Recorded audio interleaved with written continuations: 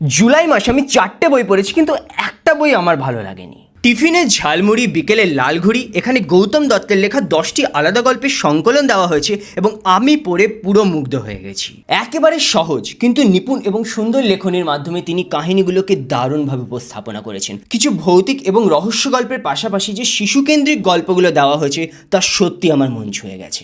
Spiderman blue লিখেছেন Jeff লোয়েব এবং ছবি এঁকেছেন টিম সেল, এবং এখানে অসাধারণ আর্টওয়ার্কের মাধ্যমে পিটার পার্কারের স্মৃতিচারণা তুলে ধরা হয়েছে। পিটার পার্কারের ফার্স্ট গার্লফ্রেন্ড গোয়েন স্টেসি মারা গেছিল এবং এই গল্পে বারে বারে দেখা যাচ্ছে যে পিটার কিভাবে তার ফেলে আসা দিনগুলোকে মনে করছে। যদিও গোয়েনের থেকে আমার মনে হয় গল্পে এনজেকে একটু বেশি প্রায়োরিটি দেওয়া হয়ে গেছে। অধীশ মিশ্রের লেখা মারণ বেহাগ তো ঠিক একদিন অন্তর অন্তর স্বামী এবং স্ত্রী দুজনেরই একইভাবে রহস্যজনকভাবে মৃত্যু হয়েছে এবং দুই ক্ষেত্রেই তাদের কাছে একজন উন্মাদ ভিখারিকে দেখা গেছে।